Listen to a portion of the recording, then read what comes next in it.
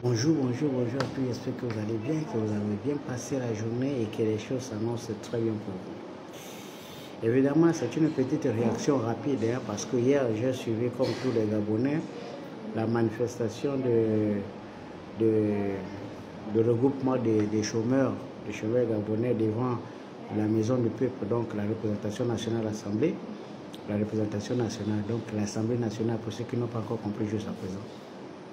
Et l'image qui m'a le plus marqué, qui m'a le plus frappé dans cette histoire, c'est la réaction du quatrième vice-président, M. Geoffroy Fumbola, et du ministre, ministre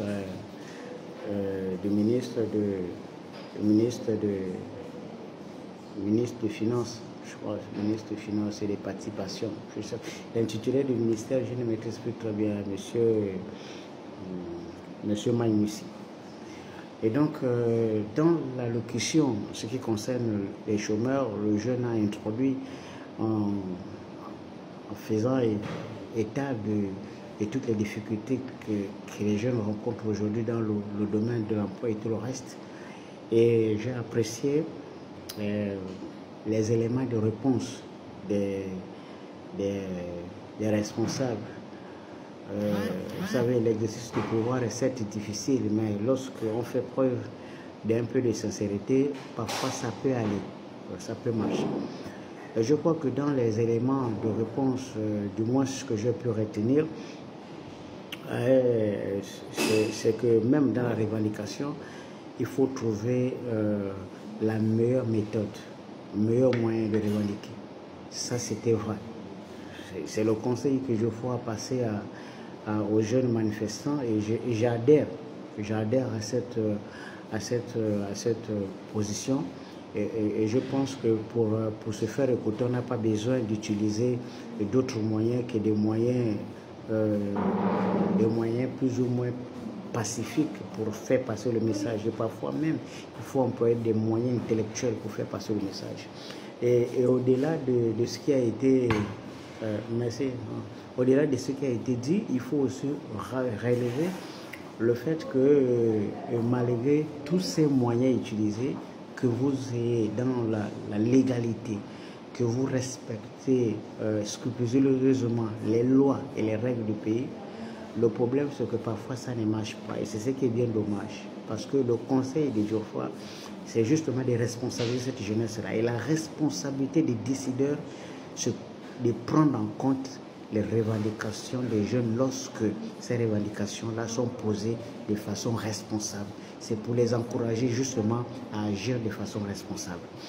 Et maintenant, la réaction du ministre en ce qui concerne le ministre Maïmoussi, le passage qui m'a le plus marqué dans la proposition de Maïmoussi, que j'ai apprécié la plupart des arguments que le ministre a avancés, et surtout c'est le côté pragmatique que moi j'ai vraiment apprécié parce que il faut utiliser ce genre de moyens. Quand on vient vous solliciter, il faut répondre parce que c'est la responsabilité des dirigeants, c'est de répondre aux sollicitations du peuple parce que les dirigeants sont au service du peuple. Et donc c'est dans ce sens-là que moi je félicite M. Geoffroy et M. Maïmoussi pour avoir effectué le déplacement parce que c'est la responsabilité des dirigeants que de s'adresser. Parce que les vieilles méthodes des PDG qui pensaient qu'ils n'étaient pas au service de la nation, ce sont des méthodes qu'il faut oublier. Quand les gens vous sollicitent, il faut répondre parce que vous êtes au service du plus grand nombre.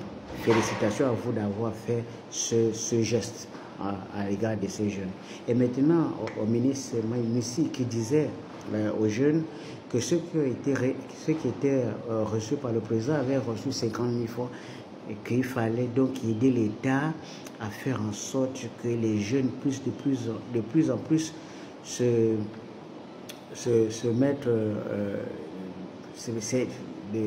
d'être un peu plus ou moins indépendants en créant des conditions, des structures. Je souhaitais très respectueusement passer cette petite contribution au ministre Maïmoussi, que monsieur le ministre, le débat pour le redémarrage intégral sur le plan économique ne se situe pas à ce niveau, monsieur le ministre. Et vous le savez très bien comme moi, que pour décoller il faut se fixer les bases, les règles, et ensuite les appliquer. C'est tout. L'avenir et la réussite est basée sur la discipline.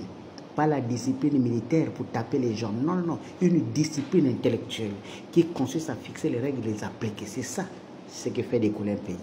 Pas la discipline pour pas taper les gens. Non, ça c'est pas une discipline, ça c'est la force. La discipline, c'est ce qu'il faut faire lorsqu'il faut faire. Est-ce que vous comprenez ça? Et donc, le président n'a pas reçu les entrepreneurs, monsieur le ministre Maïmoussi. Le président a reçu les chômeurs, les chômeurs qui sont à la recherche de l'emploi. Lorsqu'on veut relancer une économie, on ne s'adresse pas aux chômeurs parce qu'eux, ils cherchent l'emploi. On s'adresse aux entrepreneurs parce que eux, c'est les créateurs de l'emploi. Est-ce que vous comprenez la nuance? Ça veut dire d'un côté, vous avez ceux qui ont la vision pour créer de l'emploi, vous avez de l'autre côté ceux qui demandent de l'emploi. Si vous recevez les gens qui demandent de l'emploi et que vous les remettez 50 millions, vous les avez aidés pour régler les problèmes temporaires. Ça n'a rien à voir avec une vision entrepreneuriale. Si vous voulez vous lancer dans l'entrepreneuriat, vous voulez que les gens se lancent dans l'entrepreneuriat, adressez-vous à ceux qui ont la vision dans l'entrepreneuriat. Ça veut dire que ceux qui veulent entreprendre. Dans ce cadre-là, on les fixe les règles par le biais d'une banque. On te donne, parce que dans l'entrepreneuriat, il n'y a pas de sentiment. On te donne de l'argent, tu rembourses. On dit ton entreprise va coûter combien? 5 millions de francs CFA ou bien 1 milliard.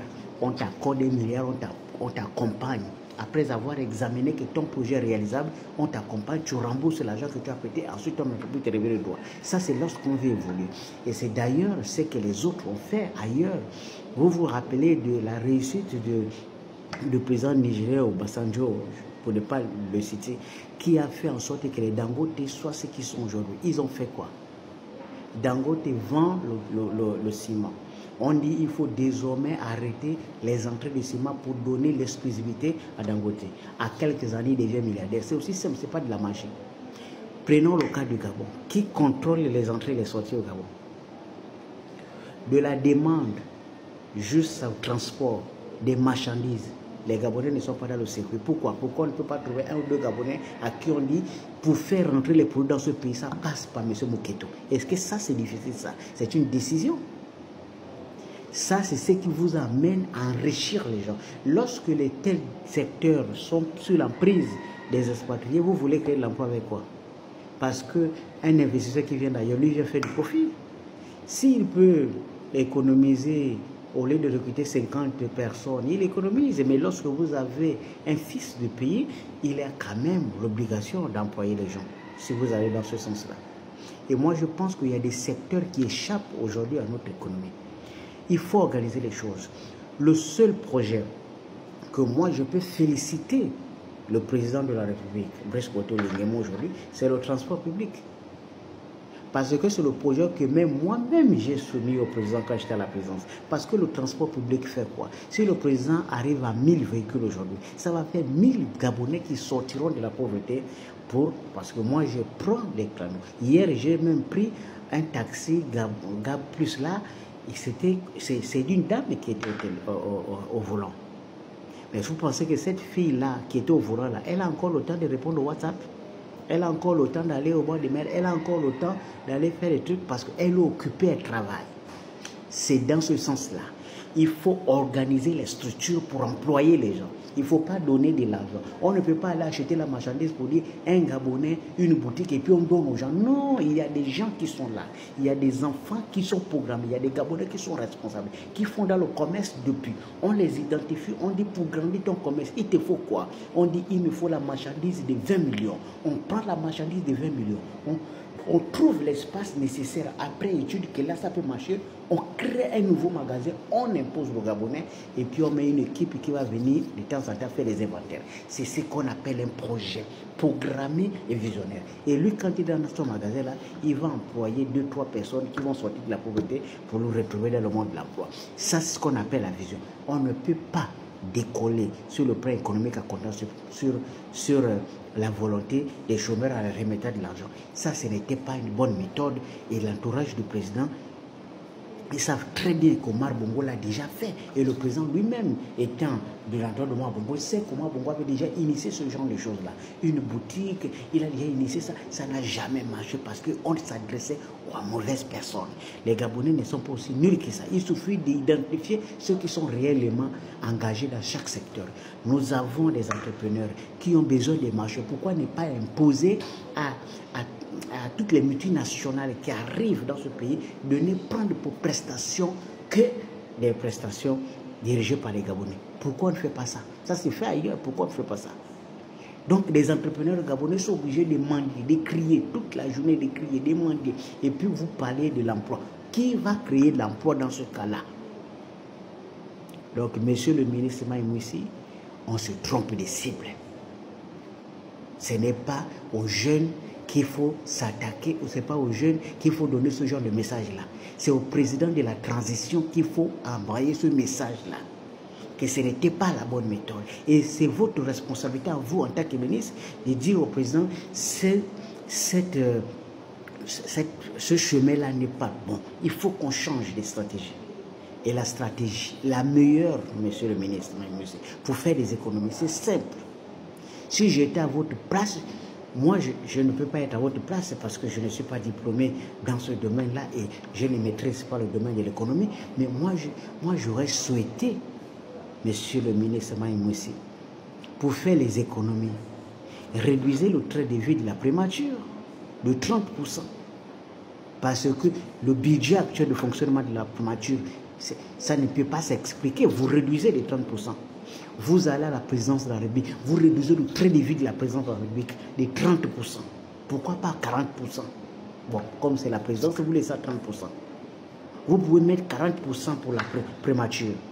Vous allez au Sénat, vous réduisez de 50%. D'abord, c'est une chambre qui n'allait même pas exister à l'heure de la transition. C'est des dépenses inutiles. Vous réduisez le budget de fonctionnement du bureau de 50%. Vous allez à l'Assemblée nationale, vous faites la même chose. Au moins 30 à 40% à l'Assemblée nationale. Ensuite, vous allez réduire les traits de vie dans la plupart des institutions qui coûtent cher à l'État. Vous allez faire des économies, des centaines de milliards que vous allez redéployer dans la fameuse banque qu'on vient d'inaugurer, qui a pour rôle de se lancer dans l'accompagnement des investisseurs, dans l'accompagnement de l'entrepreneuriat.